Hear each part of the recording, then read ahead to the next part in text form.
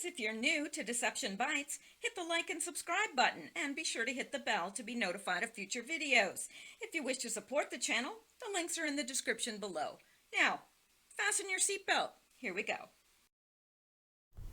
All right, guys, it's Tuesday and it's May 14th and it's 10:18 p.m. Eastern Time. I'm getting a little bit of a late start tonight, but at least I'm getting a start tonight, which is more than I could say for last night. Let me explain to you what happened. Now, alert, there's going to be a little bit of chatting, so if you don't want the chatting, just move forward. That is my older cat hissing at the kitten there. If you heard that, you should have heard it very clearly because I have a brand new microphone, and that is thanks to you guys that donated coffee money or became Patreon supporters. I was able to upgrade my equipment, and I've got a much better mic. I hope you notice the difference. If it's too loud, too soft, whatever, let me know. But I have it on the louder side because so many of you have said that it's better to have it loud. You can always turn it down, but if the sound isn't there, you can't add sound that's not there. That makes perfect sense to me. So that is what I've done here. But anyway, thank you to you guys that have bought me the odd coffee or become Patreon supporters, because it does help me to be able to go out and purchase better equipment and not have it come out of my pocket directly. So thank you so much, and we all benefit this way. Anyway, we are going to be getting into some Q-related news, but I just want to warn you, I'm going to chat for a minute, okay? Because I wasn't here last night, so I have to get my chatting quota in for the day. So let me get off of this infinity screen. I know it drives some of you crazy. All right. And some of you, I don't want to drive you any closer to being crazy than you already are, if you're anything like me. All right. Well, last night I was all ready to record, and I was getting ready to record, and I realized that I had to go pick up a prescription downtown, and that they close at 10, and it was 9 o'clock, and I was just getting ready to record, and I thought, my gosh, I better get down there, or by the time I record, I'm not going to be able to pick up my prescription. So I get in my car, and I'm driving, and I had to drive to get to the drugstore. I have to drive down this one street, and on this street, and this is not code, I'm not doing this in code for any of you that might wonder, there really is a pizza shop there, and it's called Jim's Pizzeria. Well, this pizzeria is famous. I mean, in this area, nothing can compare to it, and people have just claimed that it's the best pizza literally that they've ever tasted in their life. This man comes from Greece, the man that owns it, and all the oil, the olive oil, and the tomatoes and everything for the pizza, like, it all comes from Greece, from their family farm in Greece. So it's absolutely the most delectable pizza you could ever even imagine tasting. And I don't even think until you've tasted it, you could even imagine how good it is. So I'm driving down, and see, I avoided this pizza parlor for forever, because I left this area when I was 17, and 17-year-old girls are always dieting, right? So I had never had pizza from there, and then I moved away. I moved to the States, and I spent most of my life there, and just never had it. But then I started, when I came back home, I dated a guy for a while that I had known in my 20s, and he introduced me to this pizza because I think he really is the Antichrist. I'm convinced. But anyway, he brought this pizza to my place, and he said, have you ever had Jim's Pizza? And he just, and I said, no. He said, well, really? How could you have been from here and not had this pizza? Well, I hadn't. So anyway, he is the one that got me hooked on this pizza, and I swear they put crack in it. I swear they do, because there is something, once you've tasted this pizza, it ruins you for all other pizza. You cannot, it's like, I don't even know what to compare it to, because it's like once you've tasted this, everything else tastes disgusting.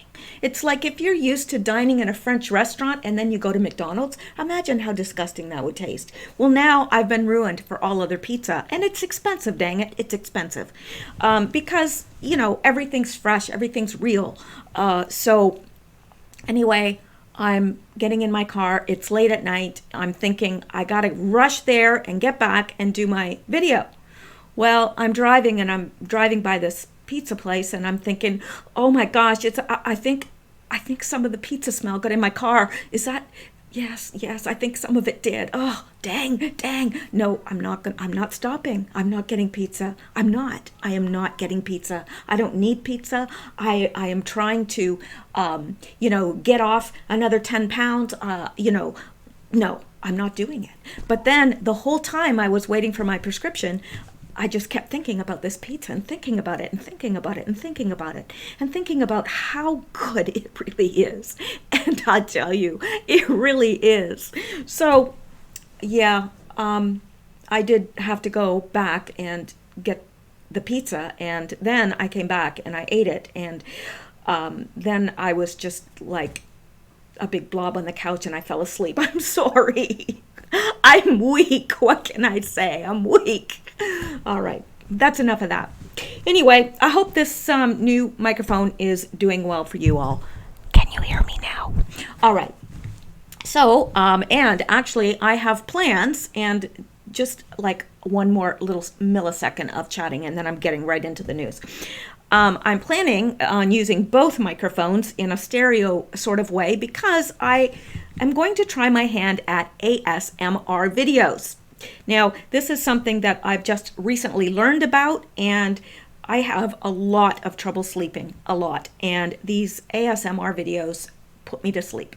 So if you don't know what an ASMR video is, what it is, you should find out, really, because I'm telling you, it's just, I don't know. It's not as good as the pizza. It's not as good as the pizza, but it's getting there. And not as many calories. Okay, there's no calories. But ASMR, it's brain tingling sensation. ASMR may benefit health, and they are finding now that it does. It lowers your heartbeat and has all sorts of relaxation properties to it. And it is the autonomous sensory meridian response, ASMR, describes the pleasurable tingling sensation that some people experience in response to stimulating videos, activities, or sounds. Now, new research suggests that ASMR lowers heart rate and improves overall health and well-being. ASMR is an internet phenomenon. Over recent years, websites such as Reddit and YouTube have seen millions of ASMR videos posted.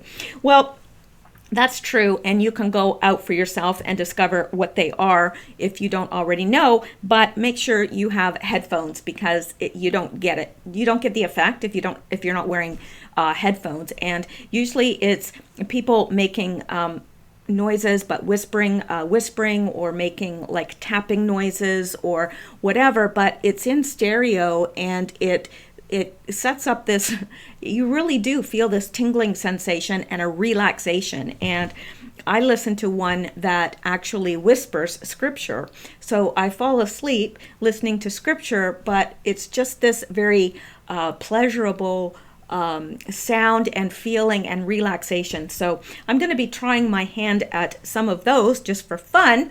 Now that I still have my other microphone that's good, but I wanted to get a very good quality one as well for you guys, because of course you guys are my first priority. I really enjoy doing these videos. All right.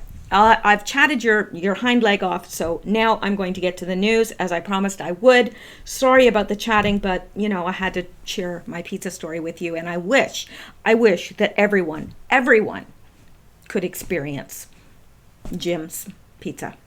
It's unbelievable. And again, no, I'm not talking in code. It really is a real place. You could look it up. Yeah. All right. So let's get into this. This is the first, I'm starting off with a wild one here. Okay. But, well, I figured that you guys can handle it. If anybody can, you can. So here we go. And this is from Breitbart.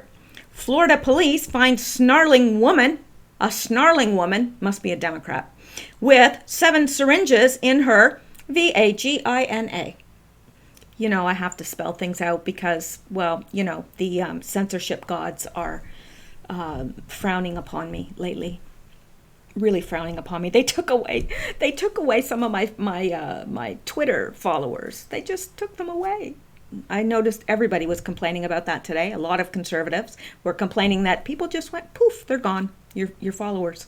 Wouldn't surprise me. I haven't checked, but it wouldn't surprise me if it's happened on this channel. So if you want to be subscribed, make sure you're still subscribed, because that's what they do. They're good at that. It's not just Facebook, it's not just Twitter. It's YouTube as well. The games they play. Anyway, this Florida police find this snarling woman with 7 syringes. Yeah. Strange story, don't you think? Florida police arrested a snarling woman at a Burger King who, well, that's why she was snarling, dang it. You don't know. That's why she was snarling. Give her some Jim's Pizza. She would have been fine. Really. Florida police arrested a snarling woman at a Burger King who was later found to have 7 syringes filled with an unidentified liquid hidden inside her vagina. The erratic behavior of Jamie Westcott, 35, alarmed employees at a Largo Burger King enough to prompt them to call the Pinellas County Sheriff's Office. Upon arrival, officers found Westcott to be combative and snarling and yelling. Well, gosh darn it, I'd be snarling too if I had 7 syringes stuck in my vagina. Well, I'm just saying, that's not pleasant for anyone. In their written report, deputies said they saw several indicators of narcotics usage. Gee, what would be their first clue? Maybe the 7 syringes? Who does that, really? In the St. Petersburg resident's behavior, they took her into custody. Well, naturally they should. During the arrest, officers thought they felt something hard in her crotch. Okay, I'm not making this up. All right, it's there, right? You can see this. Let me make this a little bigger for you tiny phone people, because I don't want to ever be accused of making things up. I could, but I'm not in this case. Yes, they felt something hard in her crotch when she was patted down on the scene. She was reportedly warned that if back at the jailhouse they find something hidden there, she would be charged with introducing contraband into a detention facility. Westcott reportedly refused to tell officers what she had hidden and was taken to jail. Indeed, once at the station, the suspect reportedly pulled from her vagina a total of 7 syringes with a thus far undisclosed liquid in them. She was then hit with the additional charges of introducing contraband into the facility. Westcott also faces charges of drug abuse, drug possession, and resisting arrest. The suspect posted $300 bond last Wednesday and will have to appear in court later this month. Westcott has a rap sheet including arrest for DUI, methamphetamine possession, and leaving the scene of an accident. Well, those would be the least of her worries if she had 7 syringes stuck in her vagina. All right. Well, let's go on, because we can. I know we're off to a bad start tonight, aren't we? Really. I mean, I start off with a weird story, and then it just gets weirder. Maybe it'll get better, or maybe it won't. I don't know. Okay. And this from Tom Quiggin. President Macron of France finally comes out and admits there's a problem. Well, he didn't have too much choice, did he? Political Islam wants to secede from our republic. We are talking about people who, in the name of religion, pursue a political project. You mean he didn't know that? He didn't think that this would happen? Talk about not having foresight. Yeah, not too bright. He's not too bright, that boy. All right. So, yes, political Islam seeks secession from France. And somehow this has come as a surprise to Macron. Don't know. That's what they're saying. Okay, and this from Donald J. Trump. The Democrat Representative Tlaib is being slammed for her horrible and highly insensitive statement on the Holocaust, and, well, she should. She obviously has tremendous hatred of Israel and the Jewish people. Can you imagine what would happen if I ever said what she said and says? Yeah, I can imagine. I can well imagine because it happens to him every single day. Every single day, he is being beaten in the press over the head over ridiculous stuff. Most of it is completely untrue. Some of it has a kernel of truth in it, a kernel.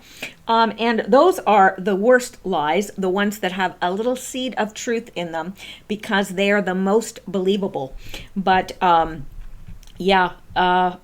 if he had said that, I don't know what would happen. I think all HELL would break loose. And again, from Donald J. Trump, Bernie Sanders, the economy is doing well, and I'm sure I don't have to give Trump any credit. I'm sure he'll take all the credit he wants. Wrong, Bernie. The economy is doing great and would have crashed if my opponent and yours, crooked Hillary Clinton, had ever won. Well, isn't that the truth? Yes. Yes, it is. All right.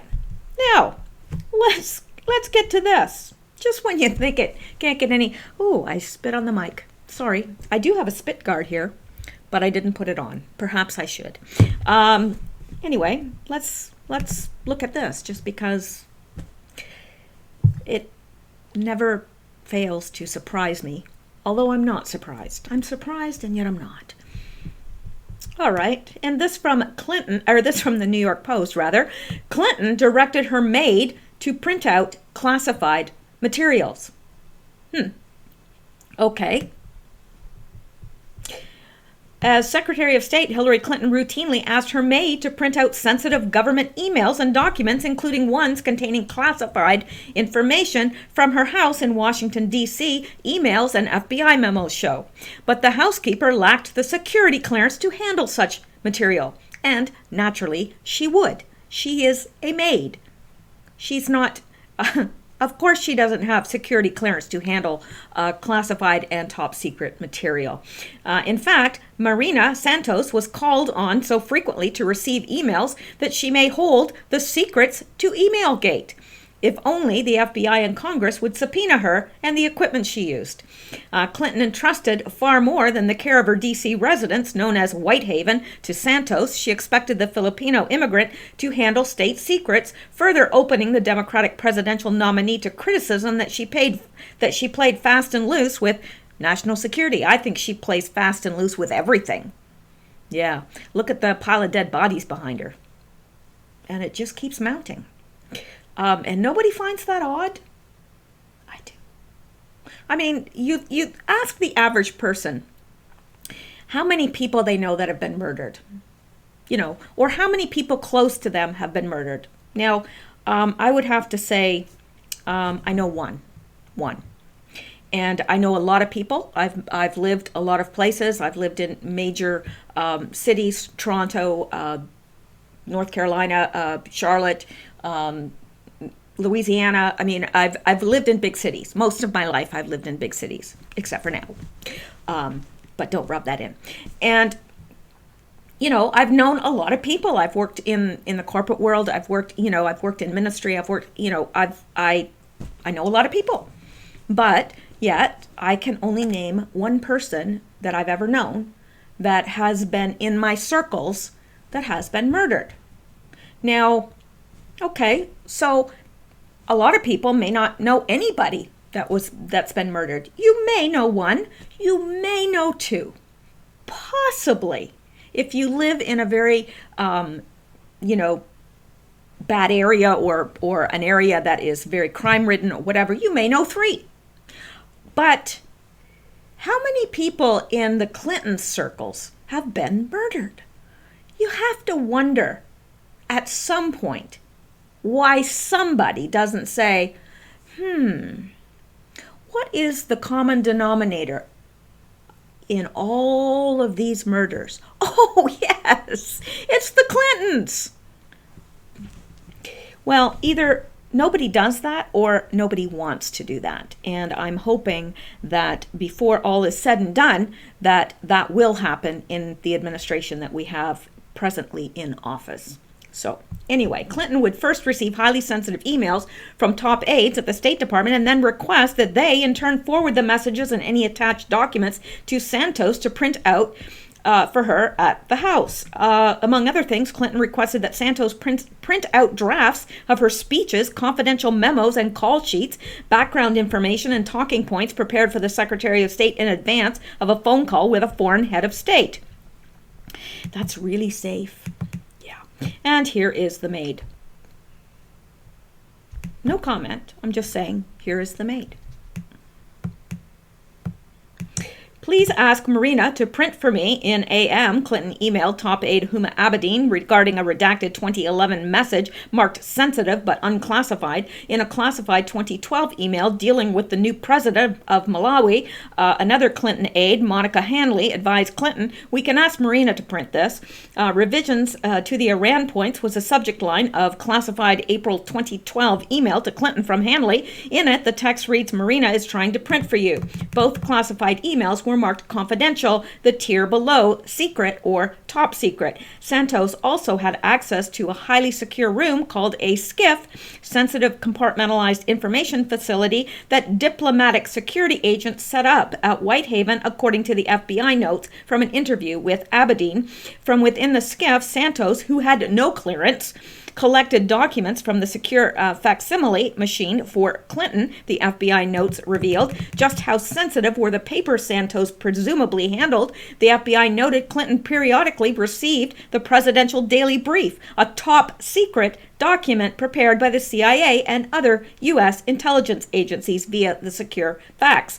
A 2012 sensitive but unclassified email from Hanley to Clinton refers to a fax the staff wanted Clinton to see before your Netanyahu meeting. Marina will grab for you. Yet it appears Clinton was never asked by the FBI in its year-long investigation to turn over the iMac that Santos used to receive the emails or the printer she used to print out the documents, or the printouts themselves. Gee, that's not suspicious, is it? But then, it was Comey, so what do you expect? Right.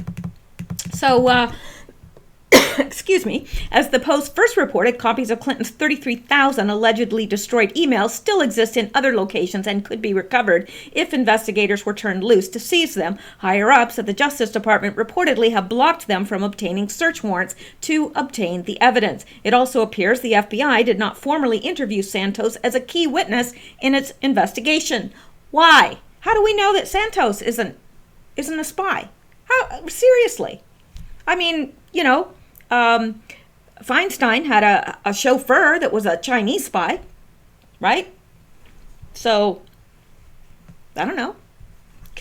This is a major oversight. That's an understatement. Santos may know the whereabouts of missing Apple MacBook laptop and USB flash drive that contains all of the Clintons' emails archived over her 4 years in office. In 2013, Hanley downloaded Clinton's email from her private server to the MacBook and flash drive. The 2 copies of the Clinton email archive, one on the archive laptop and one on the thumb drive, were intended to be stored in Clinton's Chappaqua and Whitehaven residences, the FBI said in its case summary, but Hanley says the devices were lost. Yeah, I'm sure they were. Yeah, just like the Blackberries probably took a hammer to them. Anyway, the 2 copies of Clinton email archive, Okay, but Hanley said the devices were lost, and the FBI says it does not have either of them in its possession. And we believe them. No. When a Post reporter confronted Santos at her D.C. apartment Friday, she would only say, "I don't speak to reporters." According to a 2010 profile in the Philippine Star, close Clinton friend Vernon Jordan recommended Santos to the Clintons after she worked part-time for him. Bill Clinton gave a speech in Manila as part of his foundation and took time to visit with the family of the mayor doma, housekeeper of his Washington, D.C. home, Marina Santos. He was quoted as describing Santos as the wonderful woman who runs our home in Washington, without whom Hillary will not be able to serve as Secretary of State. The article ended remarking, without a hint of irony, Marina now runs his house so that he and his wife can better serve interests higher than their own. Santos could turn out to be the Betty Curie of the Clinton email scandal. Curie was a secretary for President Clinton. She also came recommended by Jordan and became famous as a central witness in the Monica Lewinsky scandal for her handling of gifts given to Clinton's mistress. Investigators have sought the gifts allegedly hidden under Curie's bed on orders from Clinton as evidence. The State Department and Clinton campaign did not respond to request for comment, and naturally they wouldn't. And this by Paul Sperry, a former DC bureau chief for investigators or for Investors Business Daily and a Hoover Institution Media Fellow, is the author of Infiltration, and I have found his stuff to be very good and very reliable. But perhaps the reason why Santos doesn't want to comment is because she would like to stay alive. That's possibly another reason why she doesn't want to comment, because to tell you the truth, if I had ever had anything to do with the Clintons, I would keep my mouth shut unless I was really, really safe. All right, let's go back, shall we? Of course we shall, and here we go. Let's look at this. Can't remember what this is. Okay, this I'm going to leave because it's a little bit long for our interest tonight, but I will come back to it at some point. And, oh yes, this is, we've touched on this before, but we're going to touch on it again. NXIVM benefactor funneled illegal donations to win Clinton's favor, ex-cult member. So this ex-cult member is saying that the NXIVM benefactor funneled illegal donations to win Clinton's favor. Well, Clinton's going to have a hard time paying that back now, isn't she? Because she didn't get the job. Yeah, she lost a rigged election. And by the way, so did Abrams, Stacey Abrams, who everybody is just, praising and saying how well she did in the face of losing that election. Yeah, even though they tried to rig that too and steal that election. I don't know. These people just boggle my mind. All right. Seagram's heiress and accused NXIVM benefactor Claire Bronfman tried to buy influence for the alleged cult by illegally raising money for Hillary Clinton's 2008 presidential campaign. A former group member testified in court Monday. Bronfman funneled thousands of dollars into Clinton's campaign coffers, far in excess of legal limits to contributions, to curry favor with the powerhouse political family, according to Mark Vicente, a documentary filmmaker and former member of the NXIVM group that is accused of keeping women as sex slaves. Claire Bronfman approached other people and said she would like to make a campaign contribution, but she couldn't make it above a certain amount. Vicente testified in Brooklyn federal court Monday. I wrote a check. She paid me back. Vicente said the check was for somewhere between $2,000 and $3,000. Individual contributions to federal campaigns were capped at $2,300 at the time. Vicente could not recall whether the money went to Bill or Hillary Clinton, but admitted maybe it was her when prosecutor Mark Lesko reminded him that Hillary ran for president that year. There was a strong desire to meet people within politics, Vicente said. NXIVM members and their families plunked down a total $29,000 for Hillary's campaign that year. Elections records showed at the time. Bronfman, who used her fortune to fund NXIVM and the whims of its leader, Keith Raniere, is accused of helping Raniere steal email passwords from perceived enemies, laundering money to help a non-citizen enter the U.S., and paying off debts Raniere racked up on credit card of a dead girlfriend. He is also accused of recruiting and grooming young women to join a secret society within NXIVM called DOS, which allegedly served as a harem for Raniere. Yeah. Pretty wild. The 40-year-old Harris pleaded guilty last month to charges of conspiracy to conceal and harbor an illegal alien for financial gain and fraudulent use of identification for her role in the cult. Raniere has pleaded not guilty to charges including racketeering, conspiracy involving acts of child sexual exploitation, and possession of child pornography. So, yeah, very interesting stuff going on there. And of course, that trial is ongoing, and there's a lot of stuff coming out of that trial that is gobsmacking.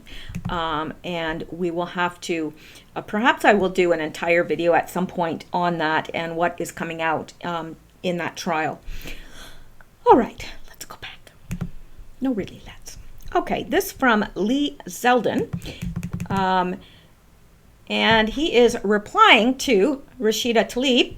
It's more, and this by Rashida Tlaib. She says, it's more than just silencing a member of Congress. They are using my faith and ethnic background to promote their hate agenda that leads to more violence. The GOP has no policy agenda and continues to enable a lawless president who doesn't care about protecting our democracy.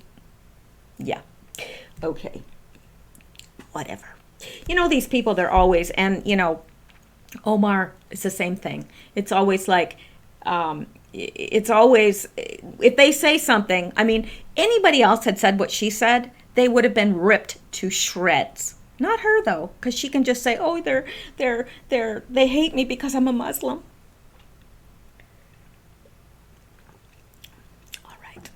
So Lee Zeldin, in replying to her, said, nice try. Always attack others in the worst ways possible and then play victim, calling anyone who speaks out against your own words an Islamophobe. This is about your hate and your words, not your race, religion, or gender. Right on. Right on, Lee Zeldin. I don't know who you are. I mean, I do know who you are, but I don't really know who you are that much. But you nailed it. Nailed it.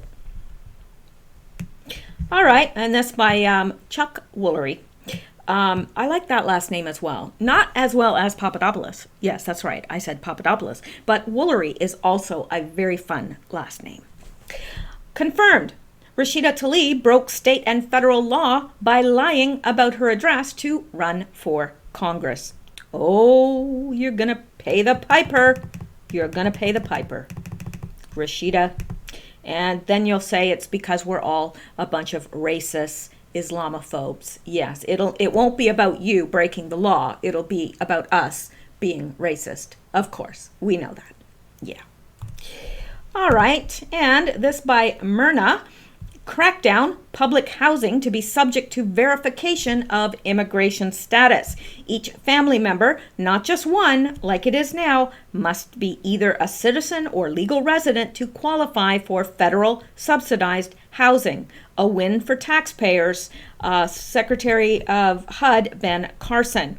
Now, this is a very good move because as it stands now, if you are here legally, you know, you can get, well, let me see how, yeah, just one family member has to be legal, but now the immigration status of all family members. So you can't just have one here legally and then bring in, you know, 10 more people to live in your house, and you get free housing or reduced cost housing, low cost housing, whatever. So this is good because until every single American citizen is off the streets, and I do realize that there are some that will never get off the streets. They are either mentally ill and won't take medication, or they may have substance abuse problems. But unless there's a concentrated effort to get those that want to be off the street, those that are vets that have served this country and paid for our freedom, then, you know, I really don't think that we should be, you know, giving welfare and all that. And, you know, don't say I'm being whatever, because I am an immigrant. You know, I immigrated to the United States, but I did it legally. And still, even though I'm an immigrant, I say, let the American citizens, I'm a green card holder, not an American citizen. And I do believe that the American citizens should have priority. If you're a vet and you're on the street, you should have priority over anyone, really. That's how I feel anyway. You've served your country and now you're on the street, and a lot of them it's through no fault of their own. They have been through very traumatic circumstances. They have post-traumatic stress syndrome. Most of them have, and you know, or they have injuries, what have you. And I mean, I know I'm preaching to the choir. I can't imagine anyone disagreeing with me, but if you do, put it in the comments below, because you're more than welcome to. You don't have to agree with me. I don't want everybody to agree with me. I think it's more interesting when we all have an opinion, but I I would think on this that our opinions would probably be fairly close together. But I could be wrong. I've been wrong before. Okay, now let me see here. And this, breaking, Attorney General Bill Barr assigns top special prosecutor to investigate origins of Spygate. Now, from what I'm hearing, this guy is a tough nut to crack. He's going to get it done. He's going to get it done. U.S. Attorney John Durham, Attorney General Bill Barr assigned top special prosecutor John Durham to investigate the origins of the Russia probe. So can you say dun dun dun? Yeah, or the Jaws music would be really good now. That would be good too. But I don't have any Jaws music, so there you go. Yeah, and I missed one here. Let's look at this. No, really. Let's. Okay, Rosenstein unloads on Comey, says he broke bright lines that should never be crossed. All right, we're not going to play this because it's 13 minutes long, and that's, I've already been, flapping my gums for a while. So Rod Rosenstein unloaded on former FBI Director James Comey in remarks to the Greater Baltimore Committee on Monday evening, slamming Comey's turn as a partisan pundit, reiterating that he deserved to be fired and faulting him for trampling bright lines that should never be crossed. Rosenstein formally stepped aside as Deputy Attorney General 2 days ago. His speech specifically took aim at Comey's comments earlier this month, implying that Rosenstein and Attorney General Bill Barr lacked the inner strength to resist the compromises necessary to survive Mr. Trump. Comey also derided Rosenstein's character and suggested his soul had been consumed in small bites. The former FBI boss, who has taken to posting numerous photographs of himself in nature, staring wistfully at trees and roadways since leaving public office, has been showered with media attention in recent months, and his memoir earned him over $2 million. That is a shame. Now, the former director is a partisan pundit, selling books and earning speaking fees while speculating about the strength of my character and the fate of my immortal soul, Rosenstein said. That is disappointing. Speculating about souls is not a job for police and prosecutors. Generally, we base our opinions on eyewitness testimony. Comey, although Rosenstein emphasized that he did not dislike and even admired Comey in the past, he asserted that the former FBI head's handling of the Hillary Clinton email investigation in 2016 was a grievous and defining professional error. The clearest mistake was the director's decision to hold a press conference about an open case, reveal his recommendation, and discuss details about the investigation without the consent of the prosecutors and the Attorney General, Rosenstein said. Then he chose to send a letter to the Congress on the eve of the election stating that one of the candidates was under criminal investigation, expecting it to be released immediately to the public. Comey later said he felt compelled to hold the dramatic July 2016 news conference in which he said that no reasonable prosecutor would charge Clinton, even though he said she had been extremely careless in handling classified information because then Attorney General Loretta Lynch had compromised the DOJ's appearance of impartiality by allowing Bill Clinton to meet her privately on an airport tarmac as the investigation was ongoing. Rosenstein added those actions were not within the range of reasonable decisions, and I would agree. They were inconsistent with our goal of communicating to all FBI employees that they should respect the Attorney General's role, refrain from disclosing information about criminal investigations, avoid disparaging uncharged persons, and above all, not take unnecessary steps that could influence an election. Rosenstein called his memorandum supporting Comey's firing reasonable under the circumstances and said he would have provided a more fleshed out analysis of the pros and cons of terminating the FBI director had he been asked to make a recommendation before the removal decision was made. But Rosenstein emphasized, Trump did not tell me what reasons to put in my memo. The president repeatedly has suggested that Comey's refusal to acknowledge publicly, as he had privately, that Trump was not under investigation ultimately played a role in his termination. Still, Rosenstein sounded a note of sympathy for the manner in which Comey was fired. The ex-FBI director reportedly learned of his fate from TV reports. Yeah, that's not correct. I mean, that's not a good thing. If I had been the decision maker, the removal would have been handled very differently, with far more respect and far less drama, Rosenstein said. So I do not blame the former director for being angry. But in another shot at Comey's deeply personal criticisms, Rosenstein went on, "My soul and character are pretty much the same today as they were 2 years ago. I took a few hits and made some enemies during my time in the arena, but I held my ground and made a lot of friends, and thanks to them, I think I made the right calls on the things that mattered." The speech to the GBC, a nonprofit association of business leaders that Rosenstein is credited with helping law enforcement, including when he was a U.S. attorney, was his second in as many years. It followed Rosenstein's remarks hours earlier to the University of Baltimore School of Law, in which he quoted special counsel Robert Mueller and urged graduates to stick to principles despite external pressure. So that is some of what was going on when you gave me that award for courage in government service 2 years ago, Rosenstein concluded. I probably did not deserve it at the time. I do not know whether I earned it since then, but I tried my best. It is nice to be home. Thank you very much. Congressional Republicans have accused Rosenstein of intentionally withholding documents and information from Congress, failure to comply with congressional subpoenas, and abuse of Foreign Intelligence Surveillance Act. In particular, Rosenstein was at the DOJ in June 2017 when the third renewal of the government's FISA warrant to surveil ex-Trump aide Carter Page was submitted. The FISA application flatly accused Page of conspiring with Russians and included citations to media sources that traced back to British ex-spy Christopher Steele, who was funded in part by Hillary Clinton and the Democratic National Convention. The FISA applications did not state these connections clearly, nor did they mention new revelations that Steele apparently confided in the State Department that he wanted his since discredited, now infamous dossier to go public before Election Day in 2016. A DOJ watchdog review of the department's FISA practices, among other issues, is expected to be completed within weeks.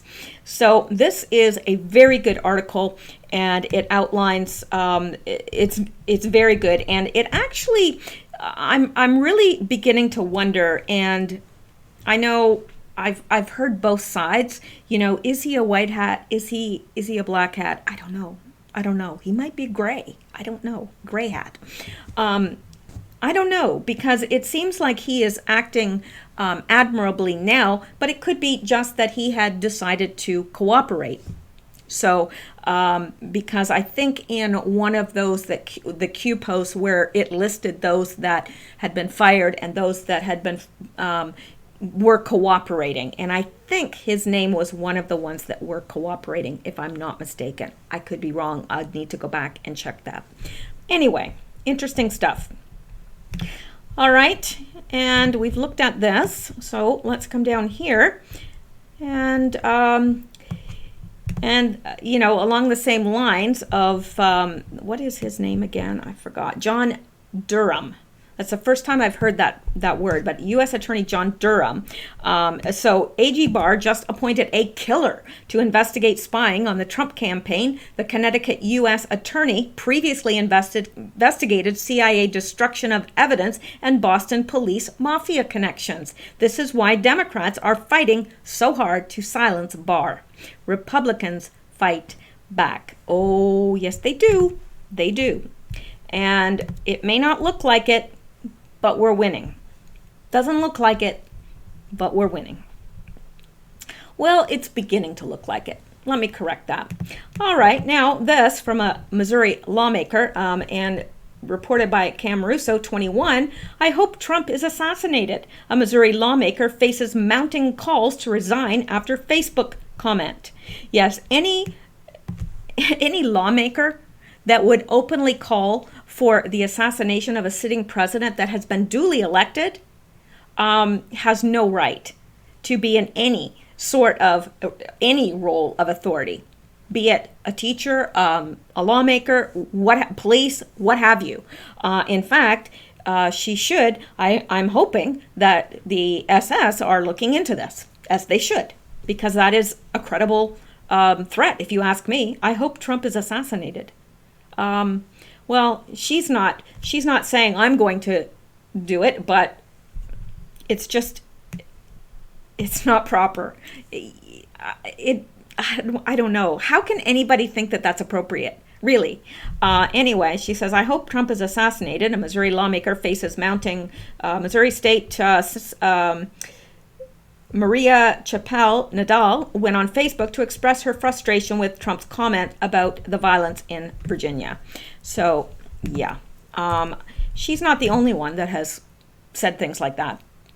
There's been many, some of them celebrities. Who listens to them anyway? Anyway, and this from Educating Liberals. Good news, the coward who threw the 5-year-old boy over the 3rd floor balcony at the Mall of America has pled guilty to attempted premeditated first-degree murder. He is going to prison for 19 years. I'm happy to hear, but I also wish the BASTARD was given a life sentence. And Matt Couch responds and says, anyone who harms a child like that should get life or the death penalty. It's amazing how liberals have no regard for human life unless it's for people like this. Now, yeah, I would agree that he deserves life, but I'm just very happy that he is going to prison for 19 years because that is quite a long time, and I'm very glad that at least he's got that. So, and I'm happy to hear that the boy survived. I hope that he will be fine. I haven't heard any updates on his health. If you have, please put it in the comments below, because I would be, very grateful for that. I would like to know how the little boy is doing. It's horrendous. And if you saw how cute he was, I was like, how can anybody do that? I don't get it. How anybody can harm a child, an old person, or an animal is beyond me. Now, yes, you can extend that to anybody, or how anybody could harm another person is beyond me, but especially someone that is in a vulnerable position, like an animal, a child, or a very old person. I don't get it. I don't get it. I guess as a woman, my inclination, my instinct is to protect, and if you see a child, my instinct is to, I want to protect them. I want to protect a vulnerable animal or a stray or an old person that's, has dementia or whatever. Your instinct normally is to protect that person, not to harm them. It's beyond me. Anyway, this from Wyatt. This has been said by many people today, but we need to be loud about it regardless. Not cool, Twitter. I just went from 42.7 thousand followers down to 40.9 thousand followers. I also went from 9,346 tweets down to 9,342 tweets. So not only are they deleting followers, but also my tweets. And I can confirm that. It's been, if you go to Twitter, there's a lot of conservatives complaining about the same thing, and the same thing happened to me. So if you are on Twitter and if you follow me, make sure you're still following me if you want to, because they just dropped. Yeah. Funny how that happens, isn't it? All right. Well, that is it for tonight. Now, I will keep I always want to say I'm going to keep an eye out, but that is way too painful. And you know what? I love you all. I really do. I appreciate you guys. But I'm not going to keep my eyes out for you. I'm not. That's way too painful. I'm not going to keep my eyes peeled for you either, because that sounds even more painful. But I will, how else can I say that? I will keep a watch for any Q posts that may occur. And once they do, I will bring them to you as always. So that's it for tonight. And I will be back tomorrow night, Lord willing. And I was going to say Lord willing and the creek don't rise. I used to think that that was like an actual creek, but it was the Creek Indians. So now I don't want to say it anymore because it's lost its oomph. Anyway, that's it for tonight. And thank you guys so much for listening. I hope you like this new microphone. It's pretty cool. So I'm going to leave it at that, and I hope to see you back. I'll be here, same bat time, same bat channel, and I hope you will be too. You have a good night, stay safe, and always seek truth.